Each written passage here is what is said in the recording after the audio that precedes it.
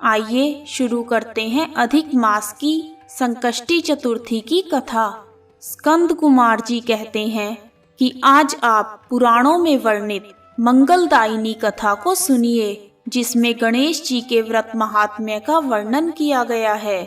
हे द्विजवरों, द्यूत क्रीड़ा में युधिष्ठिर ने अपना समस्त राज्य, धन संपत्ति आदि सब कुछ गंवा दिया था और वह माता कुंती, द्रौपदी तथा अपने भाइयों को लेकर वन में चले गए। वन में जाने पर पांडवों को बहुत कष्ट भोगना पड़ा। वे सब धर्मपरायण होकर श्री कृष्ण भगवान की उपासना करते थे। एक समय अपनी इच्छा से भ्रमण करते हुए व्यास जी पांडवों की कुटिया में पधारे।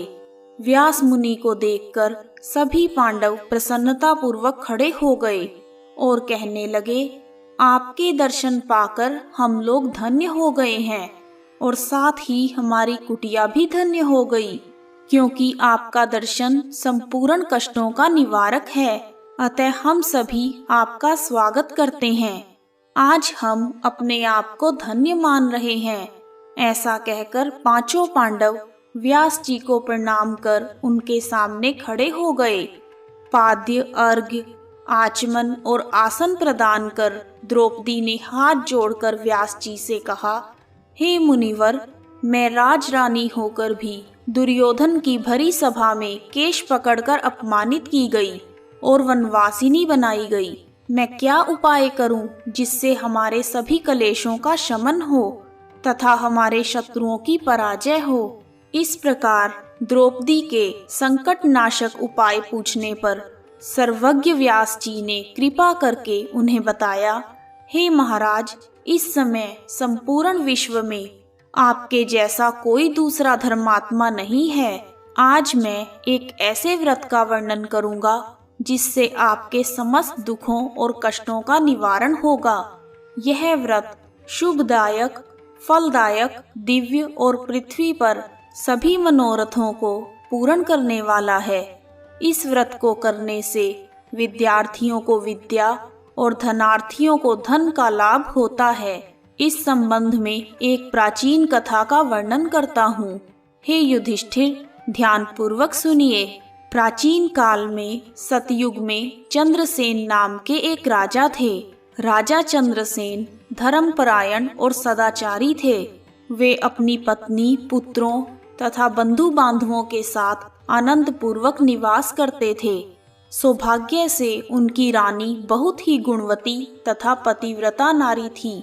उनका नाम रत्नावली था। राजा और रानी में परस्पर प्रेम था। एक समय दैव योग से शत्रुओं ने उनके राज्य पर हमला कर दिया और उनके राजकोष पर अधिकार करने के साथ ही सेना पर भी आधिपत्य जमा लिया। राज्य छीन जाने के कारण राजा चंद्रसेन के भाई बंधुओं ने भी उनका साथ छोड़ दिया। राज्य भ्रष्ट होकर राजा अपनी रानी रत्नावली के साथ वन में चले गए। वन में राजा चंद्रसेन और रानी रत्नावली को बहुत कष्ट भोगने पड़े। वह दोनों भूख प्यास से पीड़ित होकर वन में भटकने लगे। उस भयंकर वन में जंगली जानवर निवास करते थे। एक दिन वन में घूमते घूमते रानी के पैर में कांटा चुभ गया। रानी के पैर में कांटा चुभने से राजा को अपार कष्ट हुआ। उस वन में घूमते हुए राजा ने प्रातःकाल महर्षि मार्कंडेय को दूर से देखा। धीरे धीरे चलकर वे दोनों महर्षि मार्कंडेय के पास पहुँचे और उन्हें दंडवत प्रणाम किया। वन में विराजमान तपस्वी एवं जितेंद्रिय मुनि मार्कंडेय जी से हाथ जोड़कर राजा चंद्रसेन ने कहा, हे पूज्यवर, मैंने पूर्व जन्म में ऐसा कौन सा पाप किया है जिससे मेरी राज्य लक्ष्मी शत्रुओं द्वारा छीन ली गई। मार्कंडेय मुनि ने उत्तर दिया, हे राजन, मैं आपको आपके पूर्व जन्म के बारे में बता रहा हूँ। आप पूर्व जन्म में भी एक राजा थे। एक बार आप शिकार खेलने के लिए गहन वन में चले गए। शिकार खेलते खेलते आपको वहीं रात हो गई। उस वन में आपने एक सुंदर सरोवर देखा और उसके किनारे लाल रंग की साड़ी पहने हुए नाग कन्याओं को भी देखा। वे सब संकष्टी चतुर्थी का व्रत कर रही थी। जब वह सब चंद्रमा को देखकर उन्हें अर्घ्य देकर अपने घर वापस जाने लगी, तब आप उनके सामने खड़े हो गए और आपने पूछा, हे नाग कन्याओं, कृपा करके मुझे बताएं कि आप किस भगवान की पूजा कर रही थी। मैं भी वह करना चाहता हूँ। वह आपकी मदद कैसे करते हैं? आप किस तरह के अनुष्ठान का पालन करती हैं? और उस भगवान को प्रसन्न करने के लिए आपने कौन कौन से प्रसाद चढ़ाए हैं? आपकी बातें सुनकर नाग कन्याओं ने कहा, आज अधिक मास की कृष्ण पक्ष की चतुर्थी है। हम इस दिन भगवान गणेश जी की पूजा कर रहे हैं। हम दिन भर उपवास रखते हैं और शाम को सबसे पहले विभुवन पालक महागणपति जी की मूर्ति को पंचामृत से स्नान कराते हैं। उसके बाद हम उसे धूप, दीप, लाल फूल, एक जोड़ा वस्त्र और 15 लड्डू का नैवेद्य अर्पित करते हैं। हम 5 लड्डू ब्राह्मणों को, 5 भगवान गणेश को, 5 कुंवारी कन्याओं को देते हैं। उसके बाद चंद्रमा को देखकर और उसे अर्घ्य देकर अपना व्रत उस प्रसाद से पूरा करते हैं। पूर्ण श्रद्धा से भगवान विभुवन पालक महागणपति जी का यह व्रत करने से श्री गणेश भगवान हमारी इच्छाओं को पूरा करते हैं। नाग कन्याओं की बातें सुनकर राजा ने उन्हें बारंबार नमस्कार किया। इस प्रकार राजा ने वहां गणेश जी के व्रत का मन में ही संकल्प कर लिया और सरोवर के तट पर जाकर गणेश जी का ध्यान किया और वहां से चले गए। गणेश जी के व्रत के प्रभाव से गणेश जी आप पर प्रसन्न हो गए और आपको पुत्र, स्त्री, धन धान्य आदि से पूर्ण कर दिया। आपके महल में रत्नों, स्वर्ण, गो, हाथी एवं घोड़ों का अभाव ना रहा। परंतु कुछ दिनों के बाद आप गर्वित होकर गणेश जी का व्रत करना भूल गए और उसके बाद आप मृत्यु को प्राप्त हो गए। हे राजन, अपने पूर्व जन्म में आपने जो गणेश जी का पूजन किया था, उसके प्रभाव से आपका जन्म राजवंश में हुआ और धन में मगन होने के बाद आपने व्रत करना छोड़ दिया, जिसके कारण आपकी ऐसी दुर्गति हुई है। राजा ने पूछा, हे मार्कंडेय ऋषि, अब मैं कौन सा ऐसा काम करूं जिससे वर्तमान संकट से मुक्ति मिले, जिस उपाय से विघ्नों और कलेशों का नाश हो तथा मुझे शांति प्राप्त हो।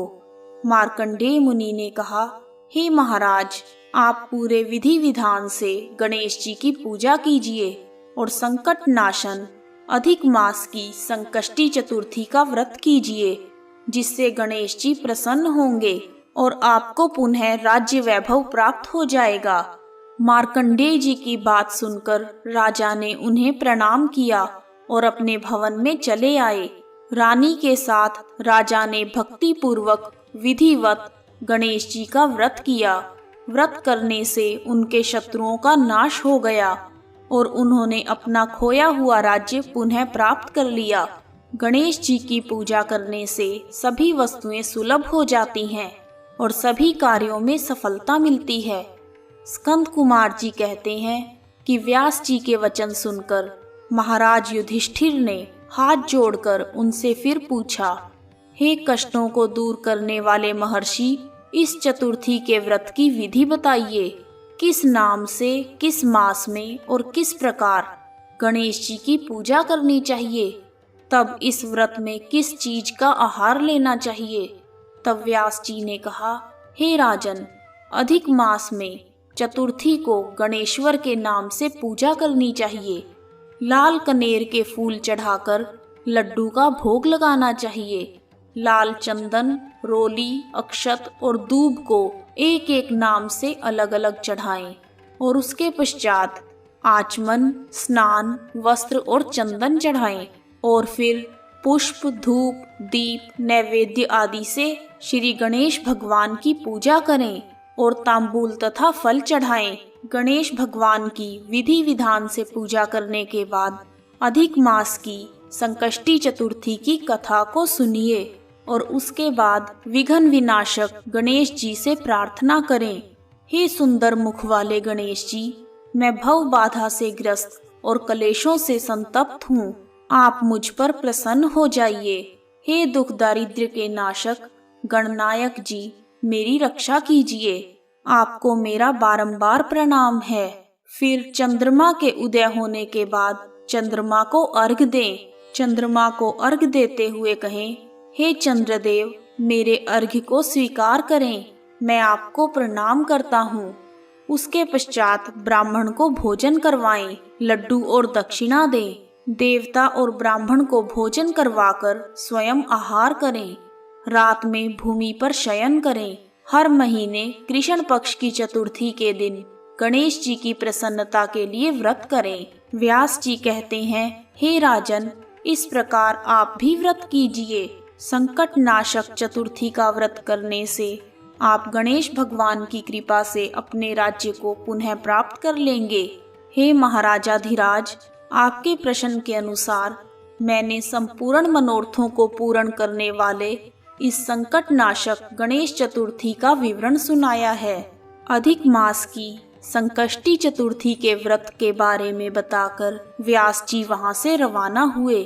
संपूर्ण मनोरथों को पूर्ण करने वाले इस संकट नाशक गणेश चतुर्थी का विवरण सुनकर राजा युधिष्ठिर ने भी इस व्रत को किया और व्रत के प्रभाव से उन्होंने संपूर्ण शत्रुओं को रणभूमि में परास्त करके भारतवर्ष पर अपना राज्य पुनः प्राप्त किया।